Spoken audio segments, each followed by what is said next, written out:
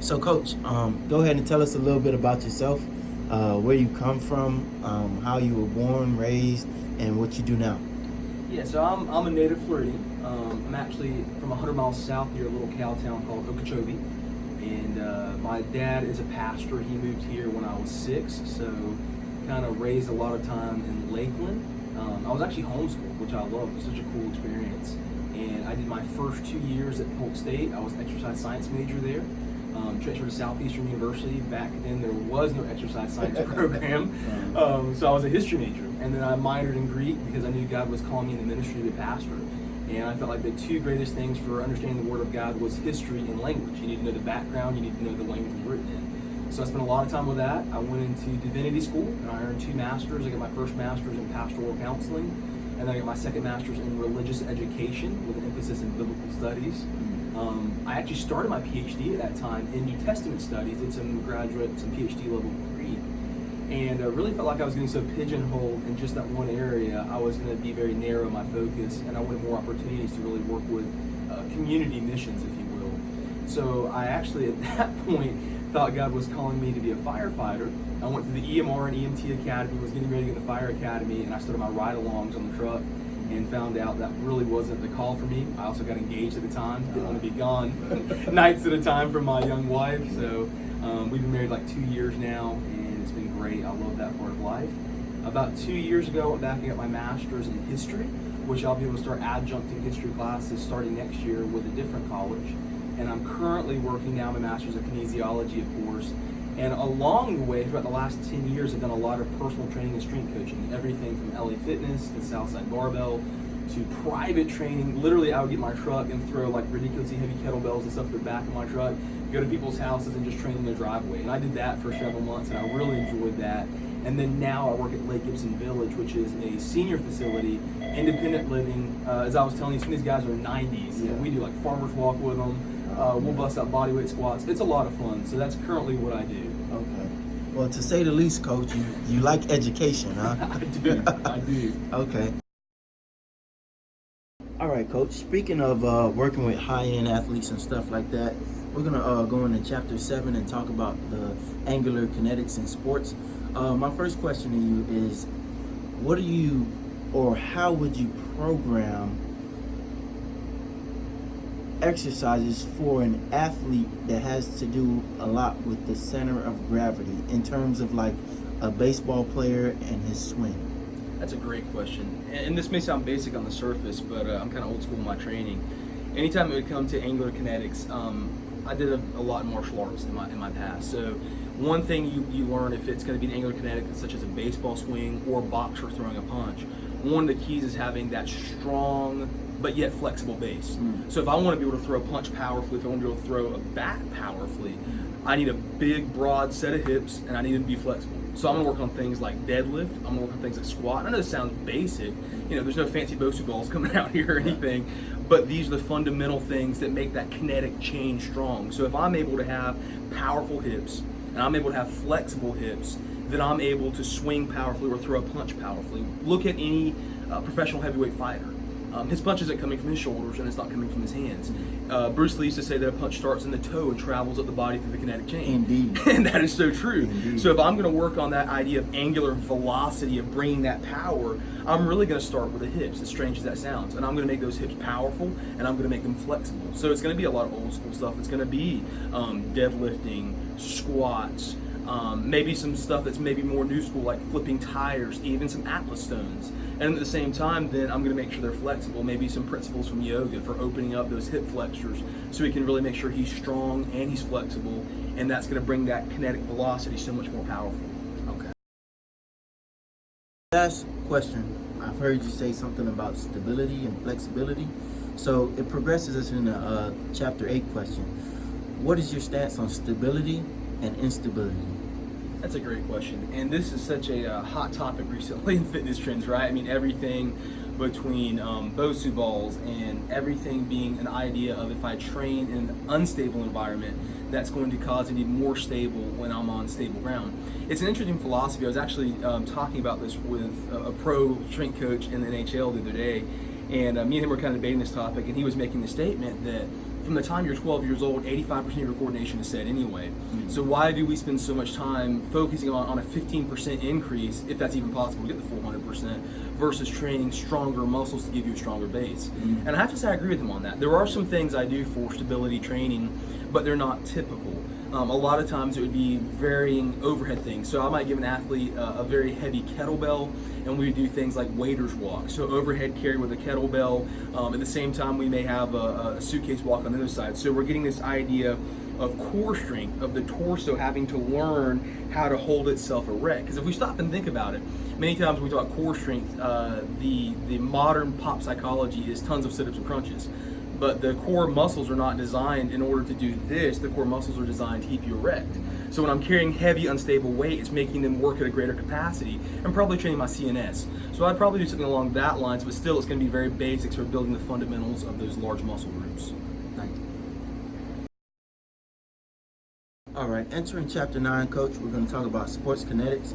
I kind of want to take the stance or the angle of athletes and transferring energy, in the sense of, I know with my soccer athletes, I tell them sometimes, like, you can't always push or give in. Like, you have to like feel the energy of the athlete in a certain way so that you can allow them to pass by, so you can have a smoother angle with the ball or whatever they wanted to do. So can you talk about how, not in the sense of the definitions of energies, but more so of how you see the relation of energy correlating with any athlete that you've worked with? Yeah, that's great. Yeah, now I would say when it comes to energy, if you don't mind, take the angle of power. Okay. The idea of power, because that's kind of, I think, one of the key elements that separates the athletic population from the general workout population. I think you'd agree with me on this, right? Mm-hmm. So you may have a guy in the gym who can bench press 300 pounds, but he's slow as heck, and he's never going to like be anything as far as a professional athlete or even a college level athlete. Versus the idea of power. So not only am I moving weight or mass, but I'm moving with a high velocity. And that idea of power, I would say, and I think you'd probably agree with me on this, probably separates athletes from non-athletes. Yeah. The ability to be able to use that energy, to be able to transfer that energy to move mass quickly. And I think this is the reason why every professional team or strength coach does a lot of Olympic lifting, is because it's the idea of moving mass with a high velocity. It's those fast twitch muscles. And as you talked about with the idea of the soccer player letting someone pass, that's a great analogy of that. And that this is where power really translates. Once I feel that movement, now I can initiate those fast twitch and use that power to move by myself, or for martial arts or wrestling or whatever else. If I'm going to counter their reaction, once I feel that, what's needed at that point is power. Yeah. So the transfer of energy quickly. Okay. And let's move right into chapter 10 and talk about moving through water. Have you ever worked with swimming athletes or water polo sports or anything like that? I haven't worked with water athletes, but right now in my current training, actually working with geriatrics, I do quote unquote water aerobics class. But that's how it started, was like water aerobics, and I've actually kind of turned it into almost a water plyometric class. Okay.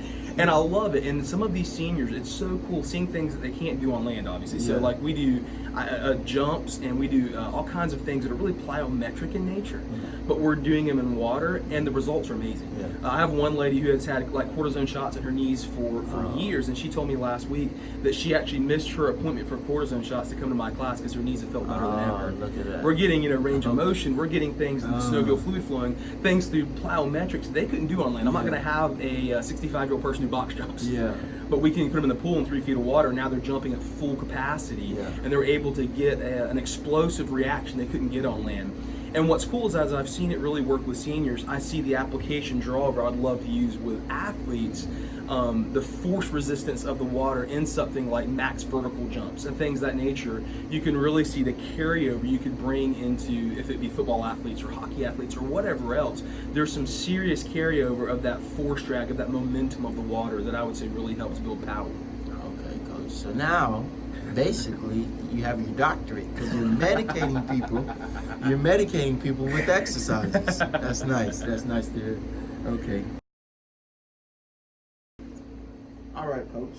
Moving in chapter 10 through 13, we're going to combine all three together. Okay. And we're going to kind of more so speak about how to assess not only athletes, but, everyone in the sense of, things they can't do, can do, and the corrections that can be made and moving Right. forward, and also pointing out the abilities that they have that are special. So my question to you is, what kind of like assessment do you do beforehand to see if there is something that the athlete or the person is hindered by? Oh, that's a great question.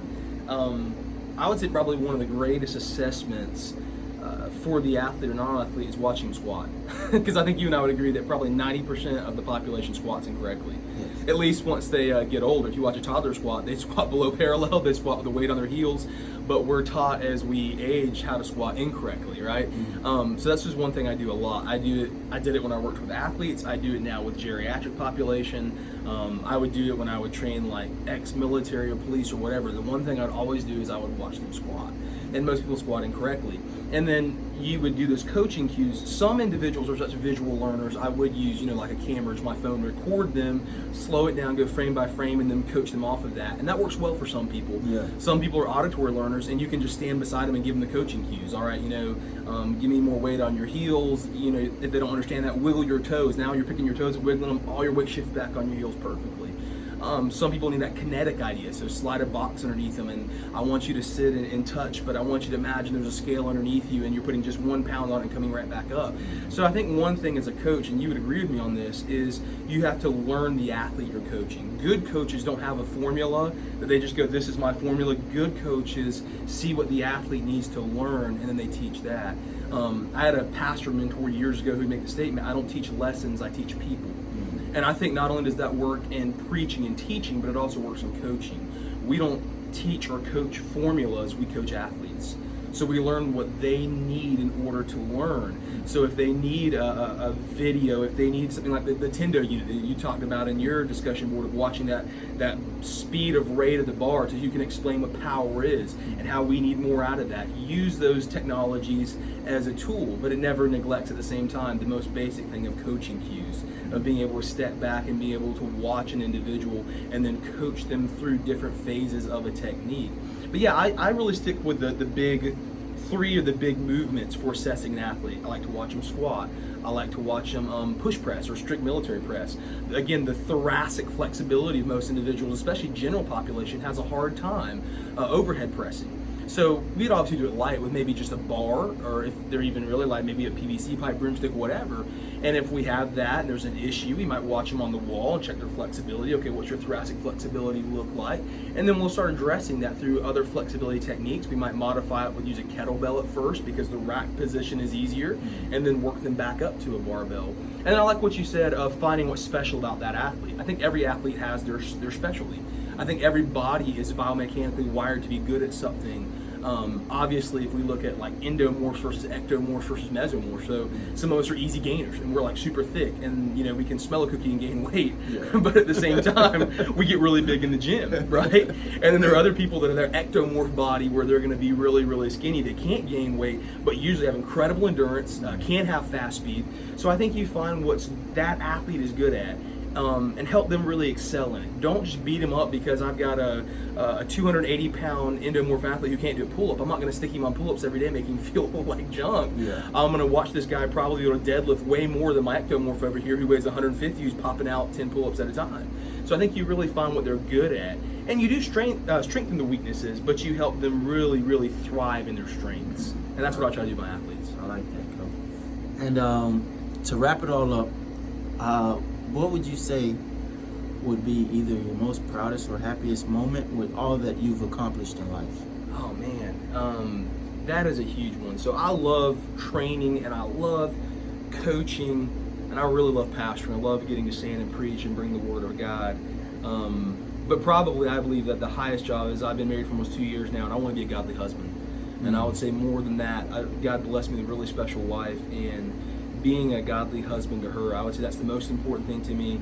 And I would probably say the day she said yes to me was the proudest moment of my life. And looking forward to in the future having kids with her and wanting to be a godly dad. So I would say no matter the degrees hanging on the wall, no matter the initials behind your name, no matter if it's pastor, coach, doctor, professor, whatever, the idea of being husband and dad will always be chief to me.